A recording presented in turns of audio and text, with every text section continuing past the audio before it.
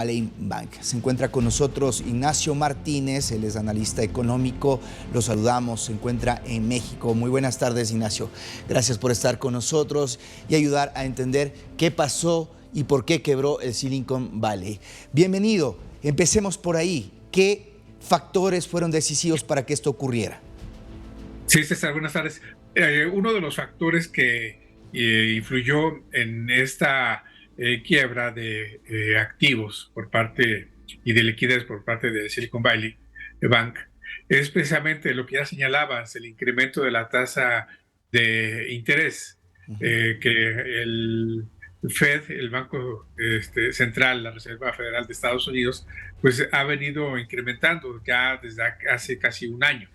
Esto, César, aún no termina, tomando en consideración que el 21-22 de marzo, esto es la próxima semana, se estará reuniendo nuevamente la Reserva Federal para incrementar su tasa en puntos base de mínimo 50 puntos base, y esto va a provocar aún más presión a este tipo de bancos, que esta salida de capitales, como tú bien ya mencionabas, pues se refiere más que nada a pericia, la falta de pericia de los directivos, donde no tomaron en consideración el incremento de la tasa de interés, y esto provocó pues salida de sus bonos y por lo tanto esta crisis que se dio el viernes a mediodía.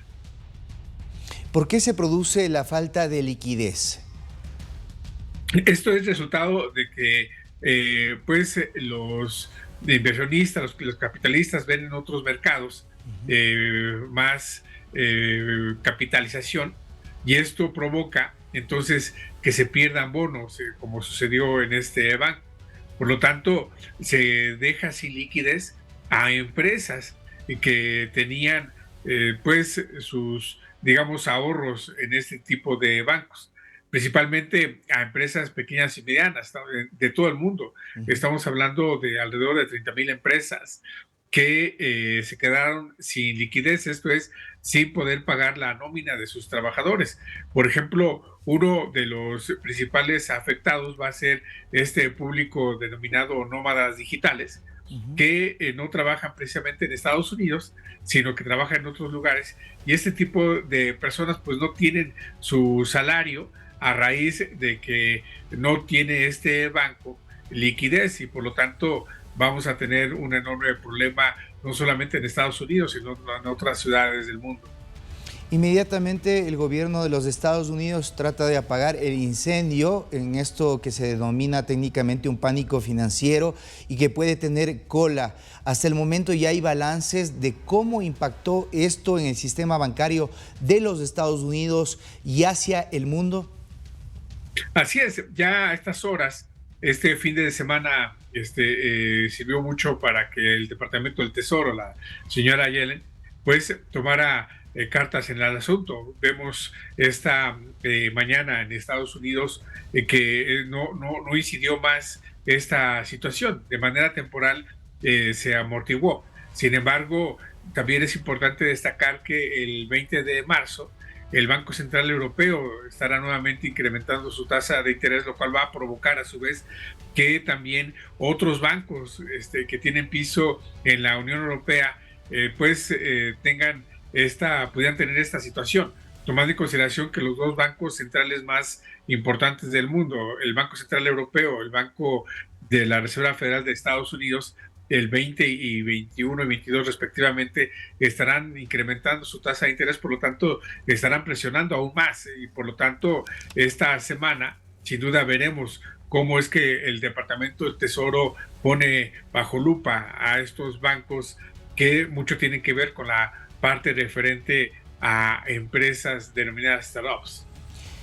Ignacio, analicemos un poco los días que antecedieron a que el Silicon Valley cayera. Se produjo un efecto cascada en ciertos sectores bancarios de los Estados Unidos. Por ejemplo, el First Republic también cayó en sus acciones. ¿Tiene un efecto colateral el hecho de que algunas instituciones financieras vayan teniendo este tipo de comportamiento para que finalmente la gente diga, mejor retiro mi dinero?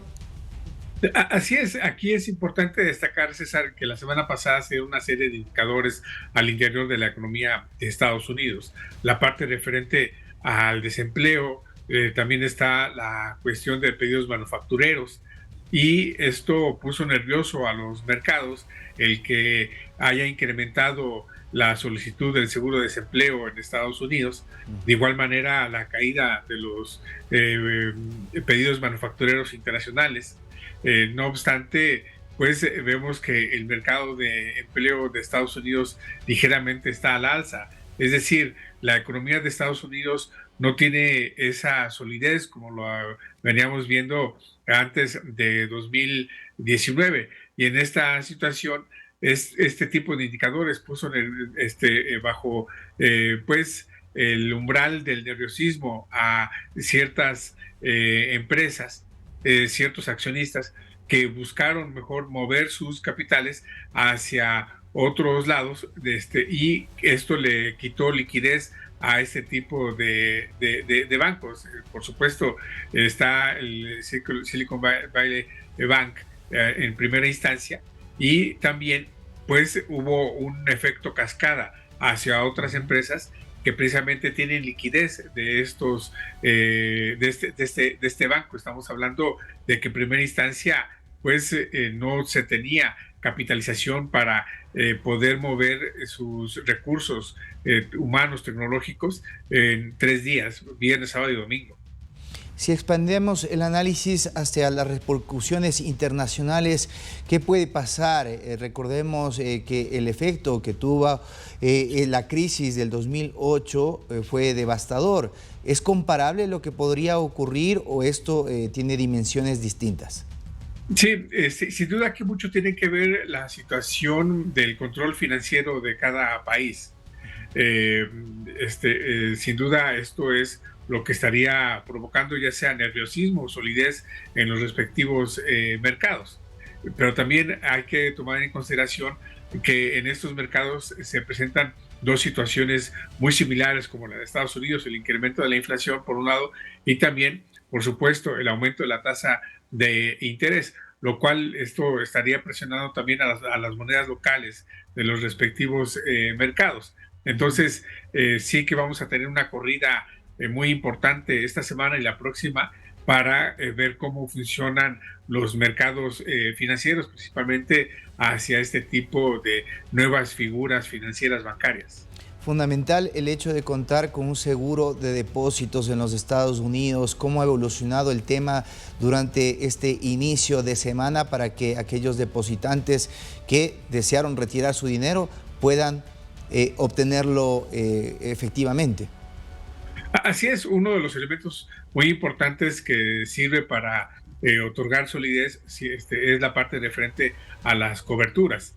Y en este aspecto, a su vez, también hay que tomar en consideración cómo es que estas coberturas están ligadas, vinculadas a otras grandes figuras financieras. Y esto es una cadena que esperemos no se repita con relación a lo que precisamente estábamos viendo en septiembre de 2008, en la primera quincena de septiembre de 2008, lo cual, por ejemplo, eso no ocurrió en estas horas de este lunes, un día hábil después de esta caída de el viernes. Tampoco hay un nerviosismo en las bolsas del mundo. Sí, sin duda hay está bajo la lupa esta situación. Esta semana sin duda va a ser muy importante el control de daños que se tiene que necesariamente realizar para poder contener lo que vamos a ver 20, 21 y 22 respecto a el incremento de las tasas de interés. Bien, ahí está un panorama bastante claro y completo de lo que está pasando alrededor de esta noticia, sin duda alguna, en la economía mundial, que amaneció con la caída del Silicon Valley Bank.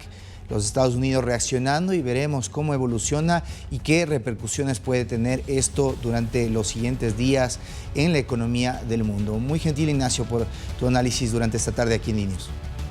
Muchas gracias.